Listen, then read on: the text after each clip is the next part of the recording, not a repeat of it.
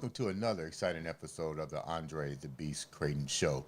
Today, like every other show, it's going to be impactful. Today, we're talking about it's okay to be okay, or it's not okay to be okay. Either one, that's what we're going to talk about today. And I am pleased to have on the show Sachelle Kenzie to tell me about her journey of this particular topic. It's okay to be okay, or vice versa. Welcome to the show. Thank you. So let's get right down to it. Give the viewers a little bit about you before we get deep into your story, because we talked briefly and I was already so moved. I was like, look, we need to go right now and tell this story. So tell the viewers a little bit about who you are. So, my name is Sachelle. I was born and raised in California, and much of that is going to have and play a factor in what I tell you today. Being raised around drinking and drugs and just that type of environment that a lot of people otherwise probably don't experience in some smaller places, and some do.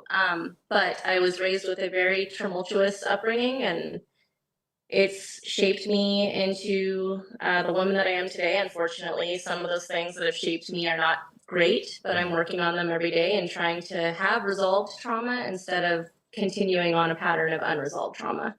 And let me say once again, thank you for coming on to share your journey from start to where we are now. Let's get right down to this. Tell me about the childhood. When did the traumas actually surface in your life? So, the first incident started when I was about 3 years old, and it was sexual abuse in a nature that didn't just affect me, it was several other family members as well. And it's been really difficult to talk about because it actually caused severe diversion in my family, because there was the ones that wanted to protect the victims, and then there was the ones that wanted to protect the perpetrator.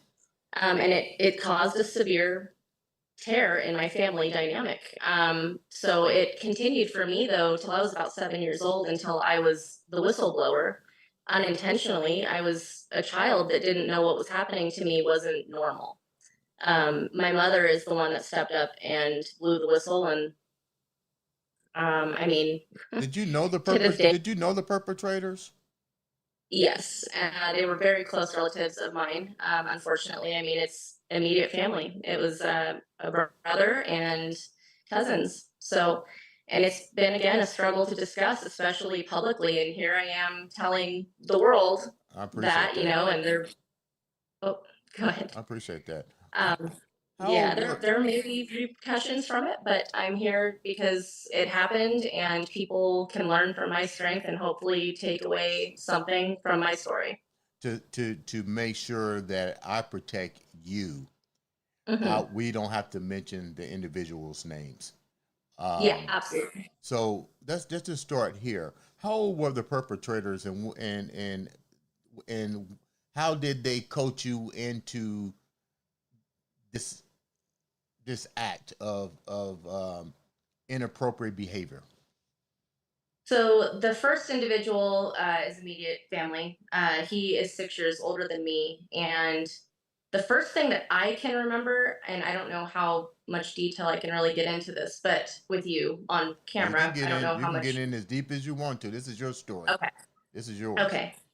So the first incident that I can remember at 3 years old, it's as detailed as I can remember. I had Little Mermaid underwear on. Like, it's that vivid. When people don't believe that trauma sticks with you even at a young age, 3 years old, I have vivid memories of it. I know exactly when it happened the first time. My brother was on the couch and told me to come over and get on top of him, and he moved me in a way that was violating to me, and it just progressively got worse from there. But you had no But idea at that age what was going on anyway. You I know. just knew that he loved me, and I thought he was being close to me. I think as a 3-year old, that's the best way I can rationalize that concept. And So, did this continue with other individuals in the circle? yes, there were two other female cousins involved in this same setting. not in this incident, but they were unfortunately victims of this as well. So They were all perpetrated upon by the individual along with you as well. Did you guys even when did the bill, because you're young at this time, so you really don't have the mindset to even say what's going on. Take me to the point to where when you start to realize something wasn't right, what was your mhm. call to action, and about what age were you at that time? I think the first time that okay, so I was left with my grandmother and grandfather for pretty often because my parents were off doing things. They were just heavily into partying at that time. But I remember telling my grandma because my cousins and brother used to take me and cousins into this little like accordion folded like laundry room, like those old Hmm. style. So and they knew what was going on. That was, we'll circle to that, but that's what this all comes down to. They knew what was going on and they let it go on. And it took me being 7 years old, several years down the road, to say something to my mother, Hmm. and my mother be the whistleblower and put her foot down, and she called the authorities and then took me to the doctor, and Where was your it's father? horrible. Where was your father Excuse me? during this? Where was your father during this? Both of my parents were heavily drinking and drugging is the problem. Like they were partying and they were part of it very little, and that's the thing. They were not involved until I brought it up. My dad blew a cork, as any father would. Mm. Not only is it because his daughter has been victimized, but it's his son who is victimizing. So to be a parent in that position, I can't even imagine the internal warfare that you have as a parent Right. to feel the anger towards your son, but the brokenheartedness of your daughter. But my dad stood behind my mom, and I mean, he was 100% on board there. His anger, I will say, absolutely got the best of him. Meaning? I mean, it was, yeah. I mean, yeah, it was explosive. But my brother and cousins ended up going to juvenile hall because of it. So, Do you but to be told that I was not telling the truth for as much of my childhood as I can remember by family that was upset that I said something. I didn't know. I was a child. I didn't know it was wrong. who told you you I wasn't just, telling the truth? Who was the people that oh, you talked to, that you shared this with, and they said you're not telling the truth? Were they also the people that was allowing the perpetrate the stuff to go on? hmm. So that, as well as obviously the perpetrators are the ones that denied it. And to be honest with you, I to this day have not gotten an apology or any form of acknowledgement that I went through that from them. What's the relationship like with your grandparents and your parents? Because you said that if I'm hearing you correctly, a lot of Hmm. this inappropriate conduct took place at your grandparents' house because your parents were heavily um, Hmm. immersed in their own issues. Um, Hmm. now that you look back a little bit, what's your relationship? I mean, how do you feel about your grandparents in your at this particular point, and why do you think? And I know you can only come up with a hypothesis, but why do you think that they allowed that to happen to their own grandchildren? Shame and guilt, and I think they didn't know where to go from there. I don't know. I can't put myself in that position. I have Right. 2 children of my own, and I can't even fathom standing by and acknowledging that that was going on. Like I think any rational person can't. So I honestly can't answer you because I don't have that thought process or that brain function to understand someone allowing a child to be victimized. What But eventually? with that being, No, go ahead. Go oh, ahead. I go asked my ahead. question after that. Go ahead. Oh, with that being said, I grew up and completely disengaged from that family. I was kept away from that family after all this blew the whistle. The blessing in all this is my parents both became sober. I know my dad to this day feels extreme guilt. Like we have talked about it once in the past several years. It was actually last year, and he broke down. It makes him nauseated. He feels so much guilt, and I forgive him, and that's part of my healing. Just like I forgive my perpetrators. I mean, living with that type of, just living with that. I know what happened. They know what happened. There's no need. I can't go back and change it, but I can change me, and I can build growth from that, and I can potentially, hopefully, help others heal from their trauma. Let's go back a minute to your brother. He was eventually Hmm. sentenced to juvenile for, as a juvenile, what do you remember them convicting him of as a juvenile? Because he's not being charged as an adult. It's just sexual abuse of a minor. It's molestation. I mean, and it wasn't a long sentence. It was 6 months. So So he comes out 6 months. What happens then? Does it continue? no, I was not victimized anymore from that side of the family at all anymore. Do you think that something may have happened to your brother in his childhood that that made him venture into that area?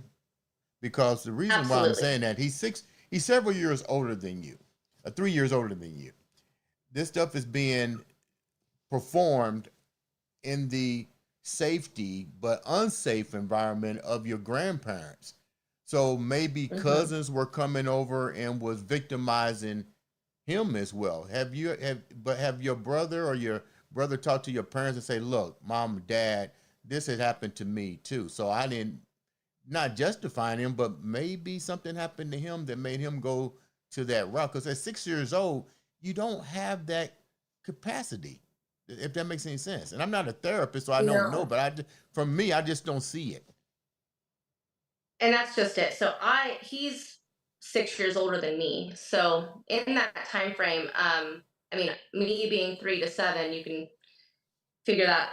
But nonetheless, that's not a natural occurrence that happens to any child, just like you just said. Right. So I know that my older cousins, they're older than him, where they were sexually abused growing up and had a very tumultuous upbringing as well. And so that whole side of the family has had trauma.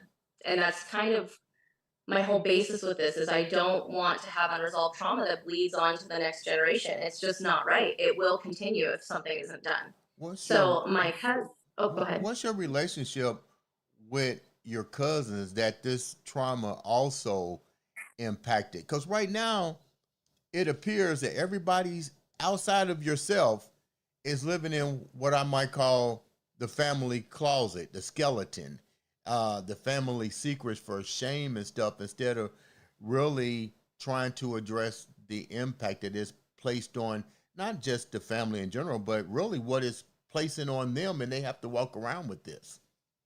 Have you reached out to them? It's What are their lives like to some degree?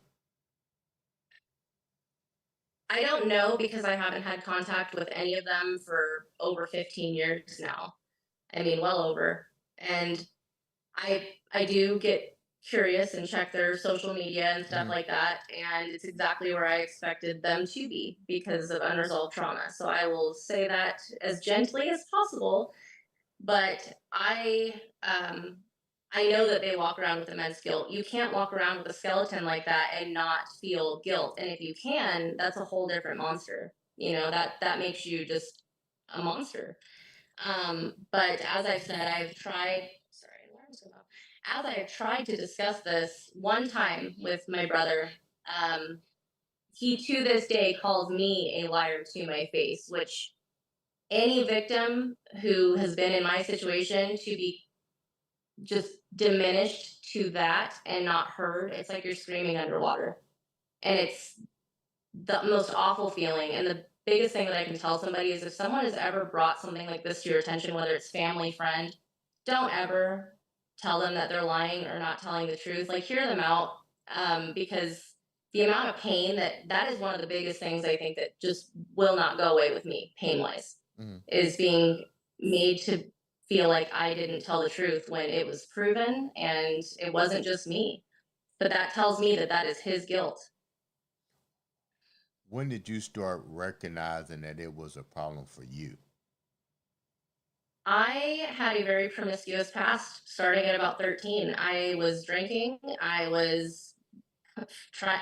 Okay, to be quite blunt, which I'm not a sex worker, but most women that have been victimized end up in sex work. It's statistically proven Hmm. because we have been made to feel that sex is our currency. Like sex is what our value is to people. We never had a choice before, so why does it, it's just this weird warped mentality. Hmm. So at 13 years old, I was living in, LA, Huntington Beach, and Orange County, and I was absolutely living recklessly. I was looking for anyone to love me, and I thought love meant, intimacy, and that isn't the way it works. So I was searching for something that wasn't going to be filled. Like that void was not going to be filled. What was going to fill that void was figuring out what was wrong with me, why I'm like this, and doing something about it. Was there, during that time, was there any type of support group for you, or basically being promiscuous was your support group internally?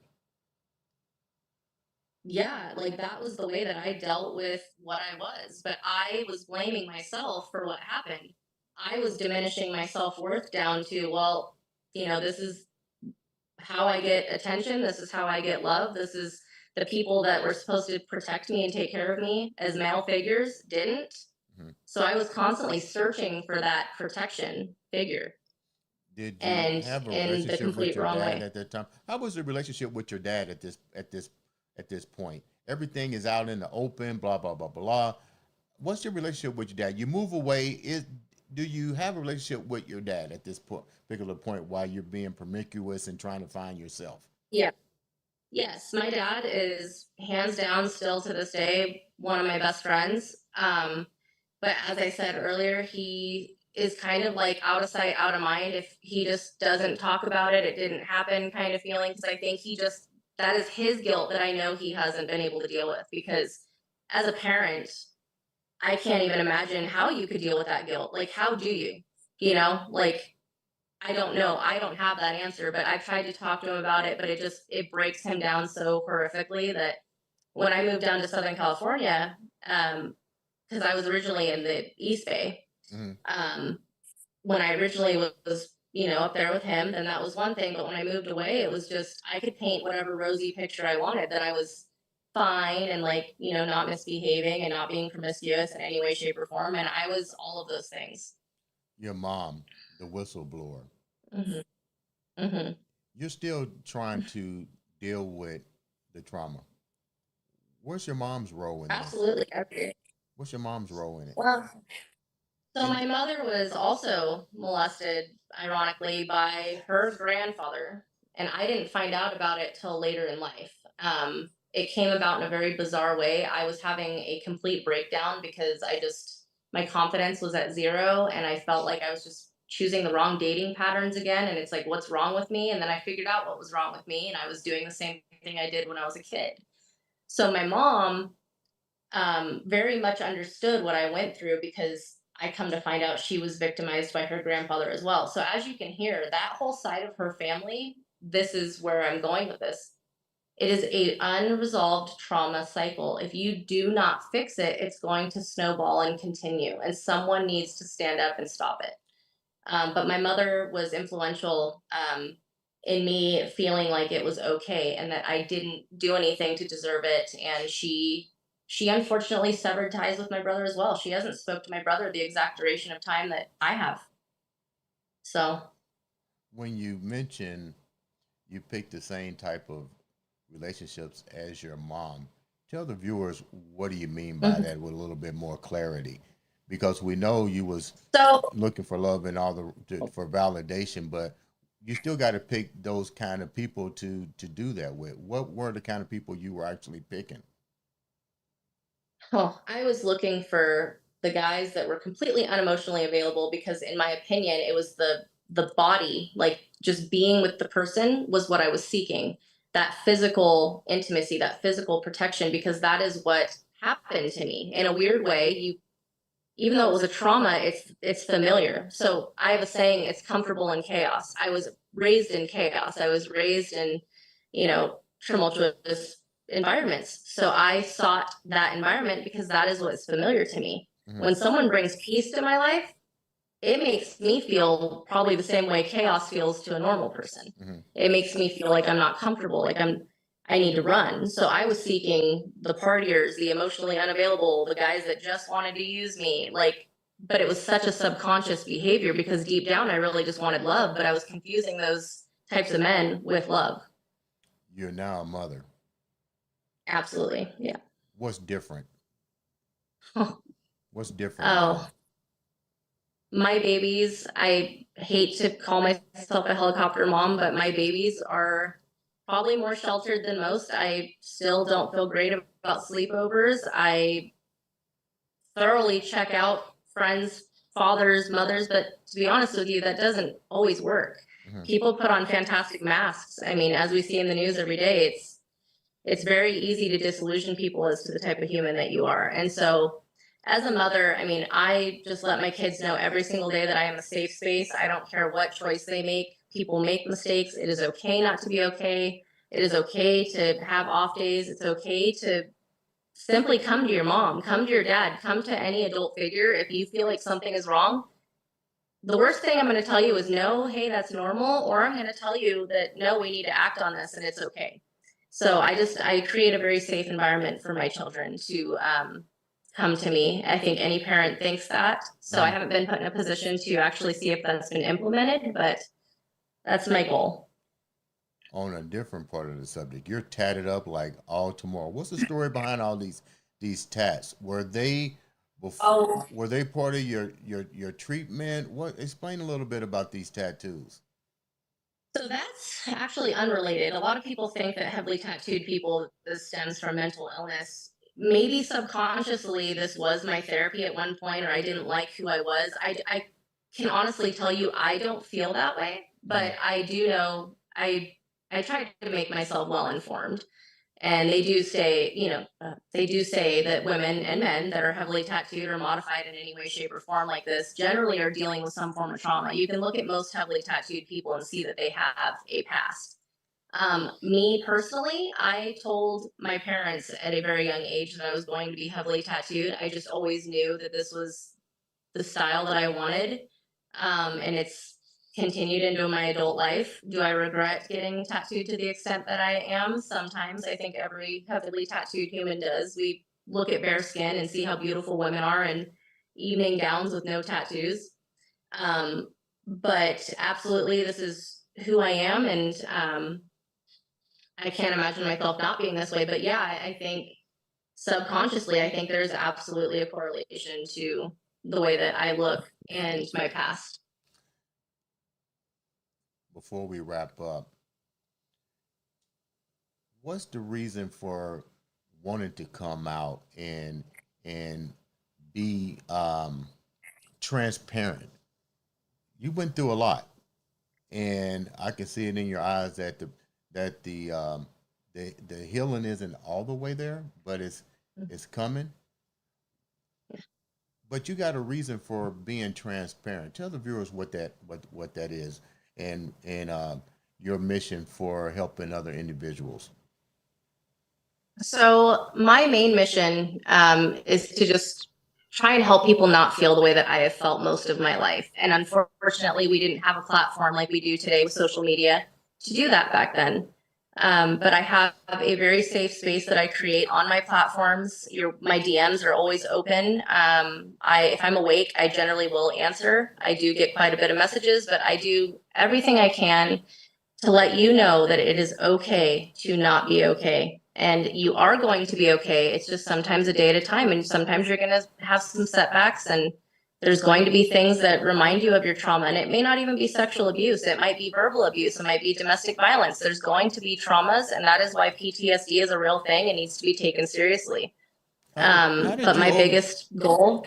Go ahead. Go ahead. Go ahead. Go ahead. Go ahead. Go ahead. Oh, my biggest goal, absolutely, is to just bring awareness that mental health and depression and anxiety and all these things stem from a lot of our childhood experiences, even adult experiences. Right. I mean, there's many men and women that don't feel comfortable talking about this stuff because of the shame that is brought upon society, because it's just not socially acceptable to not be okay.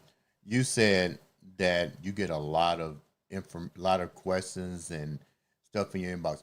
What are the two things that came in your inbox that you go, "Oh my God"? Suicide is a big conversation. I have a lot of people late at night for some reason that will message me and say, "Hey, I have no one to talk to, but I watched your live. I think you'll understand me. I don't know who else to turn to." So I get a lot of suicide issues, not even that they're attempting, it's just they're vocalizing out loud that they don't want to be here. I have been there. I have been in the same position where I just wished I would not wake up in the morning. So I know exactly how that feels. So I try and, nurture that as much as I can. And then the other one, a lot of the time, I deal with a ton of domestic violence victims, men and women. Women are not the only people that suffer sexual and physical abuse. Does it shock you Women, that you get a lot of it from men? no, to be honest with you, it doesn't. I have these questions asked to me a lot, actually in my chats, and no, it doesn't. I have several men that have been, I mean, I know it's laughable to a lot of people, but there are men that have been raped that I know. And it's like, oh, how do you rape a man? Like, this stuff causes trauma in a lot of people's lives. And the amount of molestation that happens to little boys is significant. So that carries into a lot of men's adult lives and it affects how they uh, engage sexually. And so there's that cycle again. Mm-hmm. So we need to figure out a way to stop it. And if it means talking about it and breaking open the ugly wounds to talk about it and heal it, then that's what we got to do. Before we wrap up, what are some of the things that you're doing outside of your social media to help you navigate? Oh, there's a lot. I every day I take a piece of paper and I write down what my successes were for that day and what my setbacks were, and I look at where my mindset was. I got into a habit of journaling now, so I can look back and see how far I've come. Because sometimes it's that whole "you can't see the trees when you're in the forest" thing. Right. So when you write things down, you can go back and look and see how far you actually have come. It really is a huge part of healing and self journey. So for me, journaling, just not being so hard on myself and just looking at how far I have come. And theoretically, I should be a walking, unemotional, unstable, woman. But instead, I'm a very successful businesswoman who has two beautiful children, and I'm able to hopefully reach somebody else to make them be able to walk that same path. How can the viewers reach you? I have TikTok and Instagram. So my TikTok and Instagram handle is "But When I Call You Doll." My name is Miss Dollux as well. You can find me that way, but you are more than welcome to message me in any way, shape, or form that you can, and I will gladly be a listening ear if I'm available. Close my show out. I'm so impressed with you and all that you've overcome.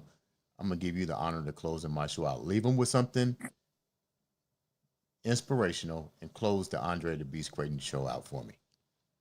All right. Well, it's been a pleasure to be on Andre the Beast Crayton show. I have been a huge fan for, I can't even tell you how long, to be honest, which is why this didn't even feel real. But I just want you guys all to know that you may be this beautiful outer appearance of a human, but it is okay to not be okay in here, and it is okay to let people know that.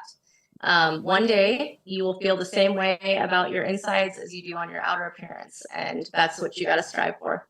Ladies and gentlemen, this has been another exciting episode of the Andre the Beast Crayton show.